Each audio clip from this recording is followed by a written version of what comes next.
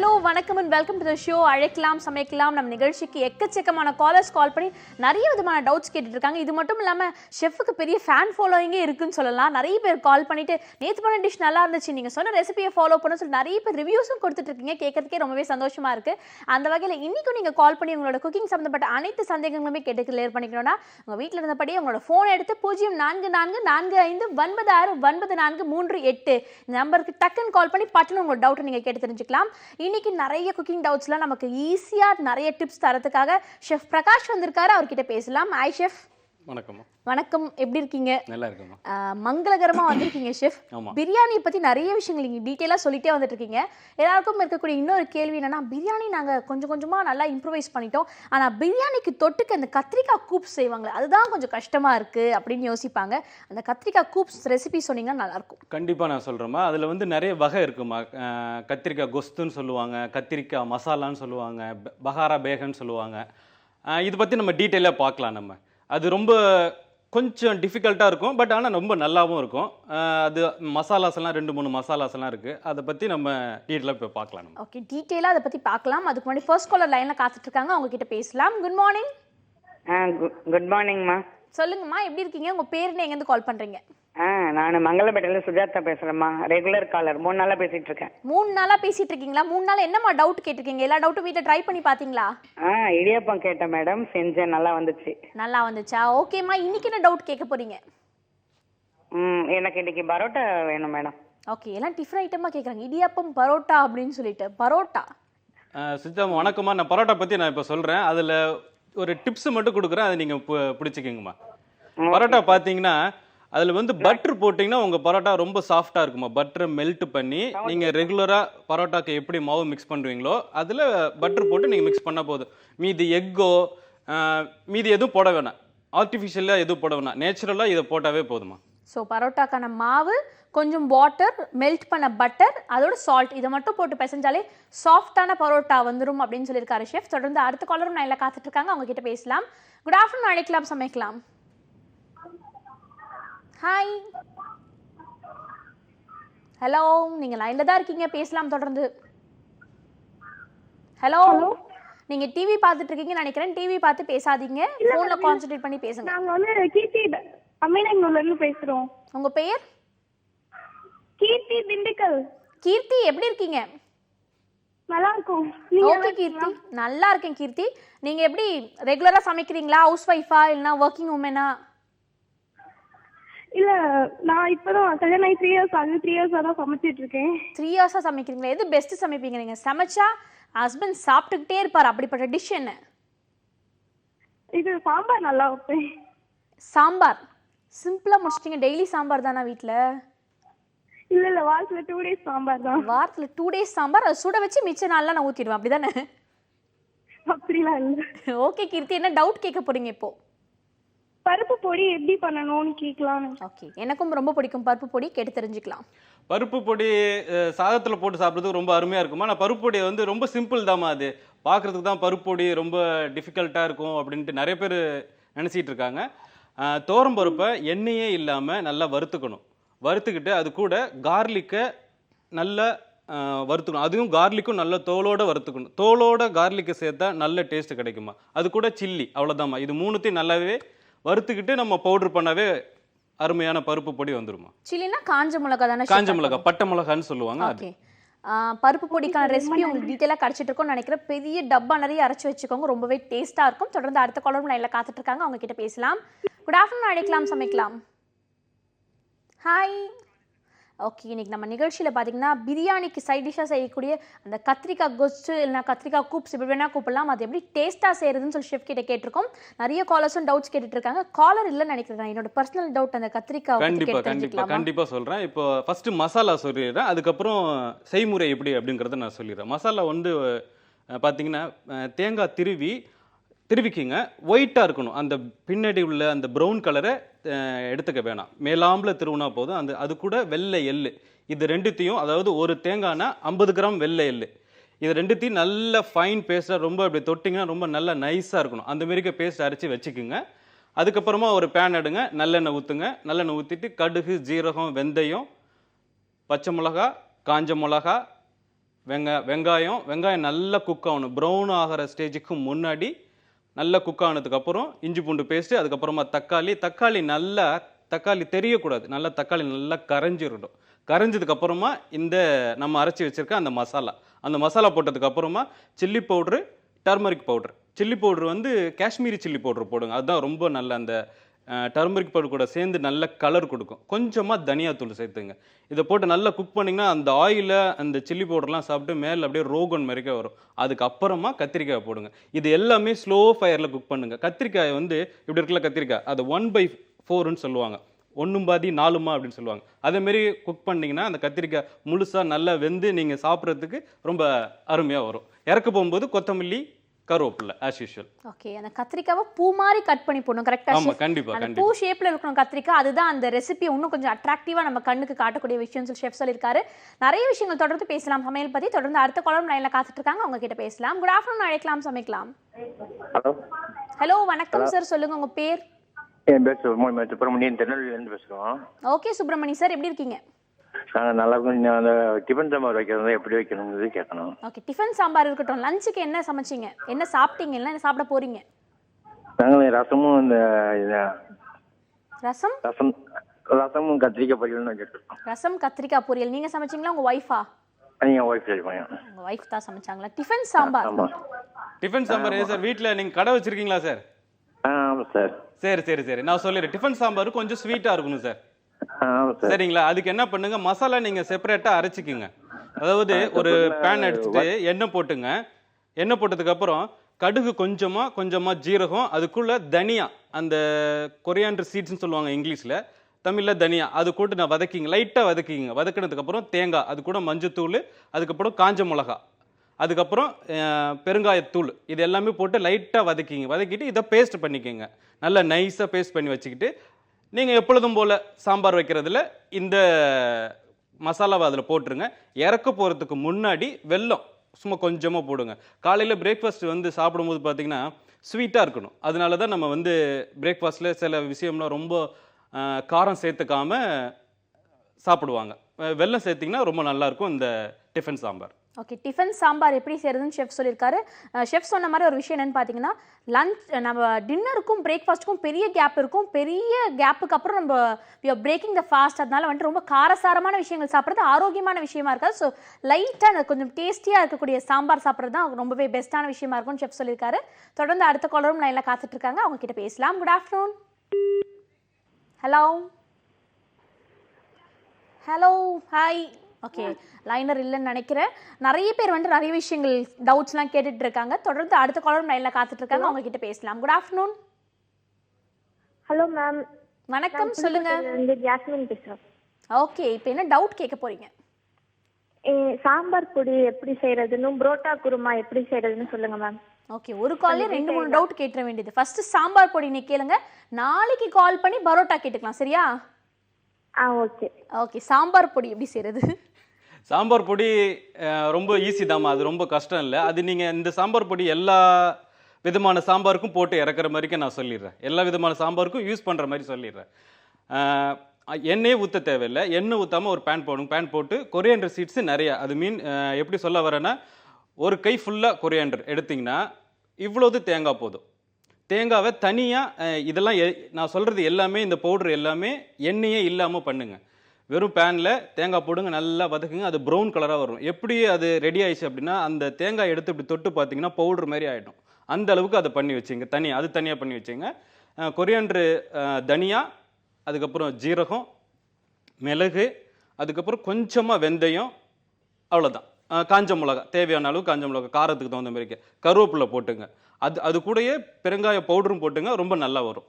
இது தனியாக பவுடர் பண்ணிங்க. அந்த 2 பவுடர் ஒன்றா ஆட் பண்ணிவிட்டு ஒரு டப்பாவில் வச்சிங்க. தேவையானும் போது சாம்பார் பண்ணுறீங்களா, அதை எடுத்து போட்டு இறக்க போகும்போது போட்டிங்கன்னா ரொம்ப ஃபர்ஸ்ட் கிளாஸாக வரும். ஓகே, எல்லாமே வந்துட்டு ஆயில் ஊற்றாமல் ட்ரை ரோஸ்ட் பண்ணணும். அதாவது ரொம்பவே எண்ணெய் ஊற்றினா வந்துட்டு அந்த பிசுபிசுப்பு தன்மை இருக்கும். அந்த பிசுபிசுப்பு தன்மை இல்லாமல் லாங் டேர்ம் வச்சிருக்கணும், அது கெட்டு போகாமல் இருக்கணுன்றதுக்காக தான் ட்ரை பவுடராக சொல்லியிருக்காரு. முக்கியமான விஷயம், தேங்காவை தனியாக நீங்கள் ஃப்ரை பண்ணணும், மற்ற மசாலா ஐட்டம்லாம் தனியாக ஃப்ரை பண்ணிவிட்டு அப்புறம் தான் நீங்கள் ஆட் பண்ணணும். இதை போட்டு இறக்கி எடுத்தீங்கன்னா சாம்பார் ருசியாக இருக்கும் ஷெஃப் சொல்லியிருக்காரு. தொடர்ந்து நிறைய காலர்ஸ் வெயிட் பண்ணிட்டு இருக்காங்க. அதுக்கு முன்னாடி ஒரு சின்ன பிரேக் எடுத்துக்கலாம். இதை அழைக்கலாம், சமைக்கலாம்.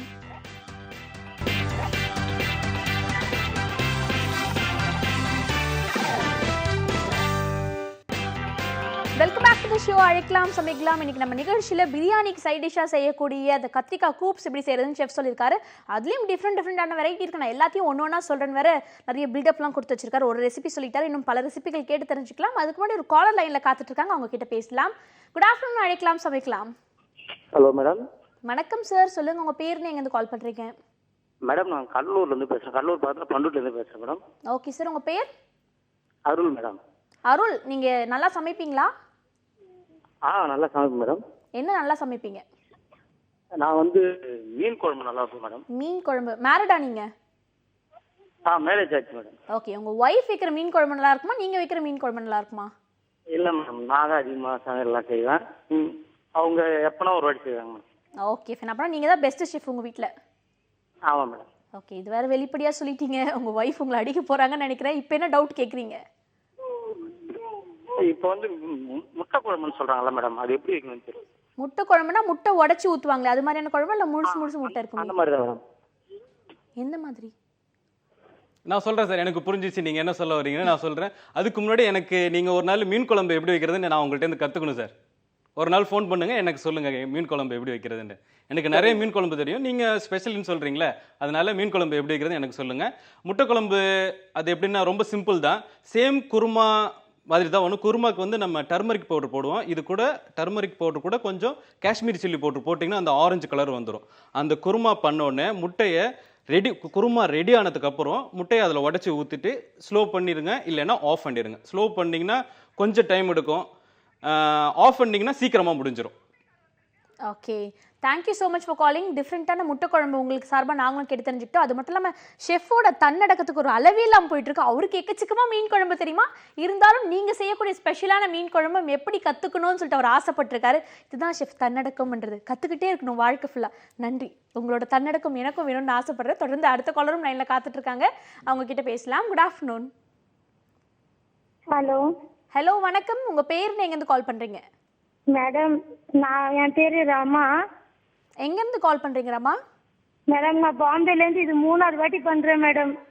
ஓகே ரமா, எப்படி இருக்கீங்க? நல்லா இருக்கேன் மேடம். ஏன் ரமா கொஞ்சம் சோகமா பேசுறீங்க? நீங்க சிரிச்சிட்டே பேசுவீங்களே. ஹலோ மேடம், சொல்லுங்க. அந்த முறுக்கு அரிசிமா முறுக்கு எப்படி செய்யணும்னு சொல்லுங்க மேடம். என் வீட்டுக்காருக்கு ரொம்ப பிடிக்கும்.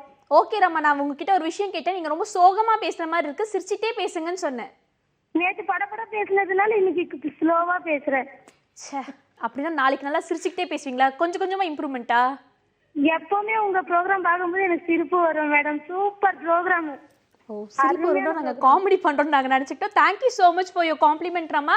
ரொம்ப ரொம்ப நன்றி. இந்த மாதிரி நிறைய பேர் கால் பண்ணி காம்ப்ளிமெண்ட்ஸ் கொடுக்கும்போது தான் நாங்களும் எங்களோட ஷோஸை இம்ப்ரூவைஸ் பண்ணிக்க முடியும். உங்களுக்காக நீங்கள் ஒவ்வொன்றா அப்படியே டீட்டெயிலாக சொல்கிறீங்கல்ல. என் வீட்டுக்காருக்கு முறுக்குனா ரொம்ப பிடிக்கும். அந்த முறுக்கு அரிசிமா முறுக்கு எப்படி செய்யறதுன்னு சொல்லுங்க மேடம். ஓகே, நீங்கள் இவ்வளோ புகழ்ந்துட்டீங்க, உங்களுக்காக இது கூட செய்யலைன்னா எப்படி முறுக்கு எப்படி செய்யறதுன்னு டீட்டெயிலாக சொல்லுங்கள் ஷெஃப். ரமணா மேடம், எனக்கும் அச்சு முறுக்குன்னா ரொம்ப இஷ்டம். கண்டிப்பாக நான் சொல்கிறேன் அச்சு முறுக்கு எப்படி பண்ணுறதுன்னு. அச்சு முறுக்கு மைதாவில் பண்ணணும். மைதா வெல்லத்தை கரைச்சிங்க, அது கூட ஈக்குவல் குவான்டிட்டி. அந்த எப்படி இருக்கணும் அப்படின்னா, பாலை நல்லா கொஞ்சம் திக்காக காய்ச்சி அதில் ரவை போட்டால் எப்படி கொஞ்சம் கொல்லன்னு அது கெட்டியாக இருக்கணும். அந்தமாரி கரைச்சி வச்சிங்க. பேட்டர் அதுதான். அது கூட கொஞ்சோண்டு உப்பு போட்டுங்க. மைதா, வெல்லம், கொஞ்சோண்டு உப்பு, அந்த பேட்டரி ரெடி பண்ணிக்கிட்டு அந்த அச்சு முறுக்கு, அந்த அச்சு இருக்குல்ல, இப்படி தான் இருக்கும் அந்த அச்சு முறுக்கோட அச்சு. அதை எண்ணெயில் டிப் பண்ணிக்கோங்க. டிப் பண்ணிக்கிட்டு இதில் வச்சுட்டிங்கன்னா அதில் ஒட்டிக்கும், அப்படியே அந்த இதில் போய் அப்சர்வ் பண்ணிக்கும். அதுக்கப்புறமா அதை எண்ணெய் சட்டியில் போட்டிங்கன்னா ரொம்ப அருமையாக வருமா. ஓகே, டேஸ்டான ஸ்வீட்டான அச்சு முறுக்கு எப்படி செய்யறதுன்னு சொல்லியிருக்காரு. ஒரு ட்ரிப் வேறு கொடுத்துருக்காரு. என்னன்னு பார்த்தீங்கன்னா, ஃபர்ஸ்ட் ஆயிலில் டிப் பண்ணணும். டிப் பண்ணிட்டு பிறகு தான் மாவில் டிப் பண்ணிட்டு நீங்கள் குக் பண்ணணும்னு சொல்லியிருக்காரு. இது ஒரு டிஃப்ரெண்டான டிப்பாக இருக்குது, நிறைய பேர் ஃபாலோ பண்ணுவாங்க. Thank you so much for calling. ரொம்ப ரொம்ப ஸ்வீட்டாக பேசுனீங்க. தொடர்ந்து அடுத்த காலரும் லைனில் காத்துட்டு இருக்காங்க, அவங்க கிட்ட பேசலாம். Good afternoon. ஹலோ, ஹாய், வணக்கம். நீங்கள் இணைப்பில் தான் இருக்கீங்க, தொடர்ந்து பேசலாம். நம்ம நிகழ்ச்சி கால் பண்ணி இது மாதிரி நீங்கள் டவுட் கேட்குறீங்கன்னா உங்கள் டிவி வால்யூம் சத்தத்தை முதல்ல குறைச்சிடுங்க. அதுக்கு அடுத்தது ஃபோனில் மட்டும் கான்சன்ட்ரேட் பண்ணி பேசுங்க. அப்போ தான் நீங்கள் என்ன டிப் கேட்குறீங்கன்னு எங்களுக்கு தெளிவாக புரியும். பார்த்துட்டு இருக்க பல ஆடியன்ஸ்க்கும் தெளிவாக அந்த டிப் போய் சேரும். Good morning. ஹலோ மேடம், நான் தொடர்ந்து பேசுகிறேன் மேடம். உங்கள் பேர் சார்? என் பேர் ரவி மேடம். ரவி சார், எப்படி இருக்கீங்க? மேடம் நாங்கள் நல்லா இருக்கோம் மேடம். ஓகே சார், நீங்கள் இன்னைக்கு லஞ்ச் என்ன சாப்பிட போகிறீங்க, இல்லை சாப்பிட்டுட்டீங்களா? லஞ்சு இன்னைக்கு டிஃபன் தான் மேடம் சாப்பிடும். டிஃபன் தானா? ஆமாம் மேடம்.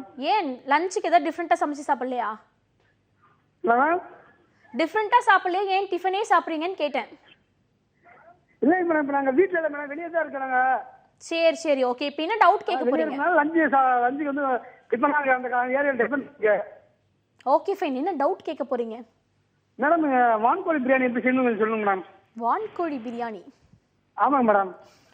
வான்கோழி பிரியாணி சார், வான்கோழி பிரியாணி அப்படியே ஒரு பெரிய பில்டப் பண்ணி வச்சிருக்காங்க. சேம் பிரியாணி தான் சார். என்ன நீங்க கோழி பிரியாணி எப்படி பண்றீங்களோ அதே தான் வான்கோழி பிரியாணி. வான்கோழி பிரியாணி நீங்க பண்ணும்போது ஃபர்ஸ்ட் வான்கோழியை வாங்கி அந்த கட் பண்ணி தானே வாங்கிட்டு வருவீங்க. வந்தோடனே அதுல கொஞ்சோண்டு மஞ்சத்தூளும் உப்பும் போட்டு மிக்ஸ் பண்ணி தண்ணியில் போட்டு வச்சிங்க. ஏன்னா அந்த வான்கோழியில் வந்து கொஞ்சம் உப்பு சேர்ந்துச்சுன்னா கொஞ்சம் டேஸ்ட் ரொம்ப நல்லா வரும் சார். அதனால அப்படி சொல்கிறேன். சேம் பிரியாணி மெத்தடு தான் சார். இதில் டிஃப்ரெண்ட்டாக ஒன்றும் சொல்கிறதில்ல ஒன்றும் இல்லை சார். ஓகே. வான்கோழி போட்டால் வான்கோழி பிரியாணி, காடை பிரியாணி அந்த மாதிரி. வான்கோழி போட்டால் வான்கோழி பிரியாணி, மட்டன் போட்டால் மட்டன் பிரியாணி, முட்டை போட்டால் முட்டை பிரியாணி, அவ்வளோதான். மற்றபடி பண்ணக்கூடிய சமையலில் போடுற இன்க்ரீடியன்ஸ் தான் மாறுபடும் சொல்லி ஷெஃப் சொல்லியிருக்காரு. தொடர்ந்து அடுத்த காலர்கிட்டையும் பேசலாம். ஹலோ. ஹலோ, வணக்கம். வணக்கம், சொல்லுங்க உங்க பேர், எங்கேருந்து கால் பண்றீங்க? கோடியக்கர்லேருந்து கற்பகம். கற்பகம்மா, எப்படி இருக்கீங்க? நான் நல்லா இருக்கேன். நல்லா இருக்கீங்களா? இன்னைக்கு என்ன டவுட் கேட்க போறீங்கம்மா? எனக்கு வந்து மாங்காய் வடு போறது எப்படி? மாங்காய் வடு ஊறுகாய். வடுமாங்கா? வடுமாங்காய். வடுமாங்கா வடுமாங்காய் ஊறுகாய் அதுக்கு ஒரு மசாலா இருக்குமா, அந்த மசாலா பண்ணிட்டு தான் பண்ணணும். நான் ஓரலாக சொல்கிறேன், பார்த்துக்குங்க. சொல்லுங்க சார். அரிசி, அது கூட வெந்தயம், அது கூட தனியா, அது இது மூணுமே, அதாவது 100 கிராம் அரிசி, 50 கிராம் வெந்தயம், 100 கிராம் தனியா, இது மூணுமே பவுட்ரு பண்ணிக்கோங்கம்மா, எண்ணெயே இல்லாமல். அதுதான் மசாலாமா. நீங்கள் சேம் ஊறுகாய் எப்படி பண்ணுறீங்களோ, அதாவது மஞ்சத்தூள், எண்ணெய், கடுகு, ஜீரகம், அதுக்கப்புறமா மாங்காய் போட்டு வதக்கிட்டு அது கூட மஞ்சத்தூள், காஷ்மீரி சில்லி பவுடர். நான் ஏன் எல்லாத்துக்குமே காஷ்மீரி சில்லி பவுடர் சொல்கிறேன்னா, காஷ்மீரி சில்லி பவுடரில் தான் அந்த ரெட் கலர் வரும். நீங்கள் கலர் பவுடர் யூஸ் பண்ணக்கூடாதுன்னு சொல்கிறதுக்காண்டி தான் நான் காஷ்மீரி சில்லி பவுடரை அடிக்கடி நான் யூஸ் பண்ணிக்கிட்டே இருக்கேன். நம்ம சாதாரண வரமிளகாவில் கலர் வராது, அதனால தான் இதை மீன் பண்ணி அடுத்த சொல்லிக்கிட்டே இருக்கேன் உங்களுக்கு. இதை நீங்கள் எல்லாமே போட்டு சாதாரணமாக நீங்கள் எப்படி ஊறுகாய் பண்ணுறீங்களோ அதேமாரி பண்ணாவே போதுமா. ஓகே, நார்மலான ஊறுகாய் பேட்டர்ன். அதுக்கு பதில் அந்த மசாலா மட்டும் தான் கொஞ்சம் டிஃப்ரெண்ட்டாக இருக்கும். ஃபர்ஸ்ட் அந்த ட்ரை மசாலா சொன்னார்ல, ப்ளஸ் இப்போ மாங்காய் சீசன் வர ஸ்டார்ட் ஆயிடுச்சு, நிறைய பேர் வடுமாங்காய் ஊறுகாய் போட்டு வச்சுப்பீங்கன்னு நினைக்கிறேன். தொடர்ந்து அடுத்த காலர் கிட்ட பேசுறதுக்கு முன்னாடி ஒரு சின்ன பிரேக் எடுத்துக்கலாம். இதை அழைக்கலாம், சமைக்கலாம்.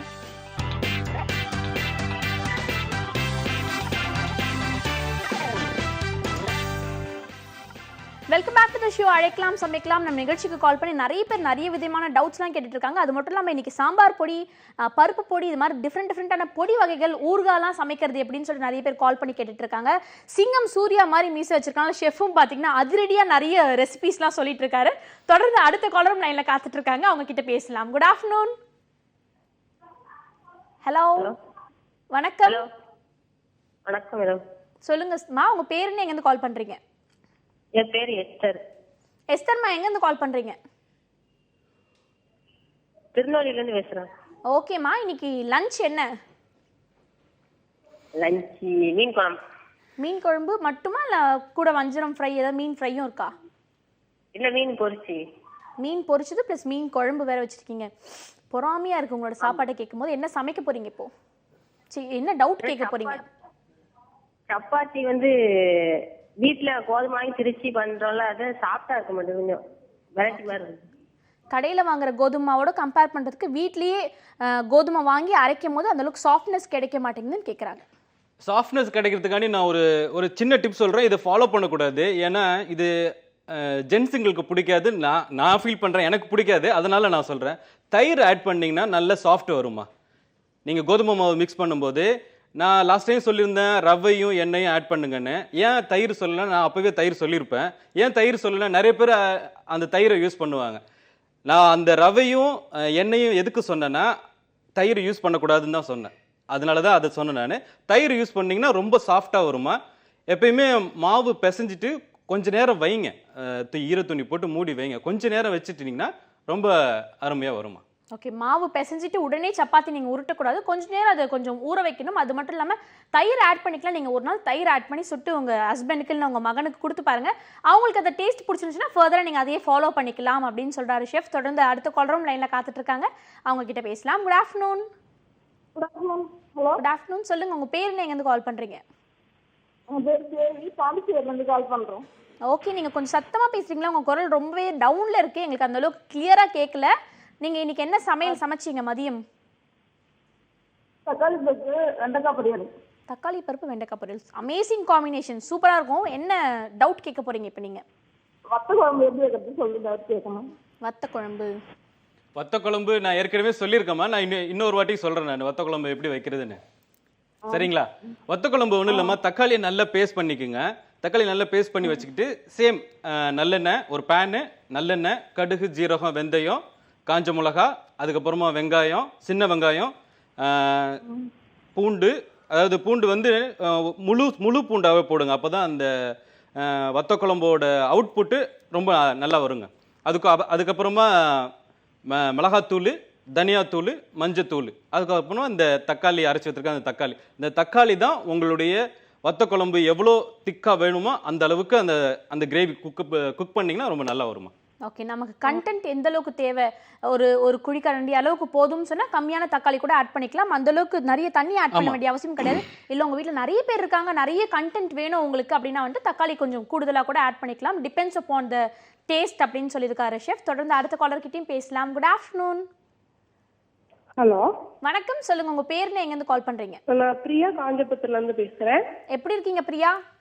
நல்லா இருக்கேன். நான் இந்த ப்ரோம் டெய்லி ட்ரை பண்ணுவேன், கிடைக்காது. லைன் இன்னைக்கு தான் கிடைச்சது, ரொம்ப சந்தோஷம். ஓகே, இன்னைக்கு கிடைச்சிச்சுல, இனிமே தொடர்ந்து லைன் கிடைச்சிட்டே இருக்கும். ஃபர்ஸ்ட் டைம் நீங்க கால் கனெக்ட் ஆயிருக்கு அப்படின்னா டிஃபரெண்டான டவுட் கேட்கணும். என்ன டவுட் கேட்க போறீங்க? எங்க குட்டி பாப்பாவுக்கு பன்னீர் மசாலானா ரொம்ப பிடிக்கும். ஆனா நான் வீட்ல செஞ்சா கொஞ்சம் சிறு கசப்பா இருக்கு, அது கொஞ்சம் சொல்லுங்க. ஓகே, ஹலோ, நான் சொல்றேம்மா, பன்னீர் மசாலா கசப்பா இருக்குன்னா நீங்க வந்து வெந்தயம் போட்டிருப்பீங்க, அதனால கசப்பா இருக்கும். இப்போ வெந்தயம் போடாம பண்ணுங்க, கசப்பு இல்லாம வரும். அது இல்லாம இந்த சின்ன குழந்தைங்களுக்கு பண்ணும்போது அந்த சில்லி பவுடரை யூஸ் பண்ண வேணாம். மிளகாத்தூள் யூஸ் பண்ணாம இருந்து பச்சை மிளகா போட்டிங்கன்னா அந்த இது உங்களுக்கே தெரியும், நீங்க கண்டிப்பா கம்மியா தான் போடுவீங்க. அதனால பச்சை மிளகா போட்டு நீங்க செஞ்சீங்கன்னா நல்லா வரும். எனக்கு ஹோட்டல்ல பண்ற மாதிரி கொடுங்க, எங்க பாப்பா டெய்லி அததான் கேட்பாளே. சரிம்மா, அப்படின்னா நீங்க ஹோட்டல்ல மாதிரிக்கு வேணும் அப்படின்னா வெங்காயத்தை நல்லா தண்ணியில கொதிக்க வச்சிங்க. அது கூட முந்திரி பருப்பு போட்டுங்க, அது கூட ஒரே ஒரு தக்காளி மட்டும் போட்டுங்க. போட்டு எல்லாத்தையும் கொதிக்க வச்சுட்டு நல்லா அரைச்சிக்குங்க. அரைக்கும் போது அந்த அரைச்சிட்டதுக்கு அப்புறம் நீங்க மசாலா போட்டு குக் பண்ணும்போது ஸ்வீட்டா வருமா. சரிங்க சார். ஓகே, நீங்க ஜெனரல் கண்டிப்பா இன்னைக்கு நைட்டே ட்ரை பண்றாங்கன்னா அதிரடியா அவங்க பன்னீர் பட்டர் மசாலா செய்ய போறாங்கன்னு நினைக்கிறேன். நிறைய பேர் வந்துட்டு வெறும் தக்காளி வெங்காயத்தை வதக்கி போடுவீங்க, வதக்காம அதை பாயில் பண்ணி அதை அரைச்சி போட்டீங்கன்னா டிஃப்ரெண்டான டேஸ்ட் கிடைக்கும், ஹோட்டல் ரெசிபி கிடைக்கும்னு சொல்லி சீக்ரெட்டை ரிவீல் பண்ணிட்டாரு ஷெஃப். தொடர்ந்து அடுத்த காலரும் லைன்ல காத்துட்டு இருக்காங்க, அவங்க கிட்ட பேசலாம். ஹலோ. Hello madam. வணக்கம், சொல்லுங்க உங்க பேர்னு எங்க இருந்து கால் பண்றீங்க? நான் ரஹமத், தர்மபுரில இருந்து பேசுறேங்க மேடம். ஓகேம்மா, இன்னைக்கு என்ன லஞ்ச்? எங்க வீட்லயா அவரைக்காய் பொரியல், பருப்பு சாதம். ஓகே, எல்லாரும் டிஃப்ரெண்டான சாப்பாடு சொல்லி அசத்துறீங்களே, என்ன டவுட் கேட்க போறீங்க? எனக்கு ரவா தோசை வேணுங்க மேடம். ரவா தோசை வேணுமா? ரெசிபி வேணும். தோசை டவுட்டுங்க madam. Doubt. Okay, rava dosa நான் சொல்றேம்மா, ரெசிபி சொல்றேம்மா. ஆனா நீங்க அது வீட்ல நீங்க மேக்ஸிமம் ட்ரை பண்ணி பாருங்க. அது சில பேருக்கு வீட்ல அது வர மாட்டேங்குது அப்படின்னு சொல்றாங்க. உங்க தவாவை பொறுத்தாம இருக்கு. அதுதாம்மா நீங்க நிறைய மைதா யூஸ் பண்றீங்க, அதனால அந்த கொலன்னு வரும். மைதா நிறைய யூஸ் பண்ணக்கூடாதுமா. நம்ம என்ன தோசை நீங்க கேட்டீங்க? ரவா தோசை. சரி, அப்போ ரவா தோசை நீங்க ரவை தான் குவான்டிட்டி அதிகமா சேர்த்துக்கணும். ரவையை ஊற வச்சு நீங்க சும்மா வெறும் தண்ணியில ரவையை நல்லா ஊற வச்சிருங்க. ஊற வச்சுட்டு போட்டு பாருங்களேன், அருமையா வரும். ஆமா, மைதாலாம் ரொம்ப சும்மா மைதா போடலாமா, சும்மா ஒரு பைண்டிங் காண்டிங்கமா, அதுக்கு ரொம்ப கம்மியா போடுங்க. இப்ப 100 கிராம் ரவை வாங்குறீங்கன்னா 10 கிராம் மைதா, அந்த மாதிரி அந்த அளவுல போட்டீங்கன்னாவே போதும். சொல்லுங்கம்மா. அரிசி மாவு வந்து 100 கிராம் ரவை சொன்னா அரிசி மாவு வந்து 30 கிராம் போட்டுங்க. ஆமாங்க சார். ஆமா, அந்த அளவுக்கு நல்லா கிறிஸ்பா வரும். ஈக்குவல் குவாண்டிட்டி போட்டேங்க சார், தோசையே வரலைங்க சார். ஆமா, நீங்க ஈக்குவல் குவாண்டிட்டி போடாதீங்க, ஈக்குவல் குவாண்டிட்டி போட்டா வரவே வராதுமா. ஓகே, ரவா தோசையில ரவை தான் அதிகமா இருக்கணும். ஒரு 30% வந்துட்டு அதுல நீங்க அரிசி மாவு ஆட் பண்ணலாம். அது மட்டும் இல்லாம 10% மட்டும் தான் மைதா ஆட் பண்ணணும்னு சொல்லியிருக்காங்க. அது மட்டும் இல்லாம ஒரு சிலருக்கு என்னென்ன காய்கள் பிடிக்குதோ அதெல்லாம் கூட ஆட் பண்ணலாம். வெங்காயம் இதெல்லாம் ஆட் பண்ணி நீங்க செய்யணும். கொஞ்சம் நீர்த்து இருக்கணும்ல. ஆமா, கண்டிப்பா நீர்த்து இருக்கணும். அது கூட மிளகு போட்டுக்கலாம், இஞ்சி போட்டுங்க. வெஜிடேரியனை பொறுத்த வரைக்கும் இஞ்சி போட்டுக்கிட்டீங்கன்னா ரொம்ப நல்லா இருக்கும். நிறைய பேர் இஞ்சி சேர்க்கறது இல்ல. தோல் இல்லாம இஞ்சி சேர்த்தீங்கன்னா ரொம்ப நல்லா இருக்கும். ஆனா பூண்டு தோலோட தான் சேர்க்கணும். தோலோடனா நான் தோலை போட சொல்லல, மிக்சியில் கொரன்னு நல்லா அரைச்சி வச்சுங்க. அது நீங்கள் எண்ணெயில் போட்டோடனே அந்த தோலை அந்த எண்ணெய் சாப்பிட்டு அந்த கிரேவி பதம் கிடைச்சிரும். ஓகே, நிறைய பேர் வந்துட்டு பூண்டு உரிக்கிறதுனா 1% கூட தோலே இல்லாமல் உரிச்சிடுவீங்க. அப்படி இல்லாமல் தோலோட பூண்டை போட்டு அது ஒரு தனி ருசி கொடுக்கும்னு சொல்லியிருக்காரு ஷெஃப். நிறைய இன்ட்ரெஸ்டிங்கான டிப்ஸ்லாம் நீங்கள் ஷேர் பண்ணிகிட்டே இருக்கீங்க. பட் ஆஃப் அன் ஹவர் டக்குன்னு முடிஞ்சிருச்சு. நிறைய கால் பண்ணி நிறைய டவுட்லாம் கேட்டு கிளியர் பண்ணிக்கிட்டாங்க. இதே போல் நாளைக்கும் பல விதமான டவுட்ஸ் நீங்கள் எங்களுக்கு கிளியர் பண்ணணும் chef. Thank you so much for coming. Thank you. இந்த ஆஃப் அன் ஹவர் ஃபுல்லாக நிறைய இன்ட்ரெஸ்டிங்கான டவுட்ஸ்லாம் நீங்கள் கேட்டு தெரிஞ்சுட்டு இருந்திருப்பீங்க. இதே போல் நாளைக்கும் பல இன்ட்ரெஸ்டிங்கான டவுட்ஸ்லாம் நீங்கள் கேட்டு தெரிஞ்சுக்கலாம். அதுக்கு முன்னாடி நாளை வரைக்கும் நீங்கள் காத்திருக்கணும். இது Krithika. Bye from you all.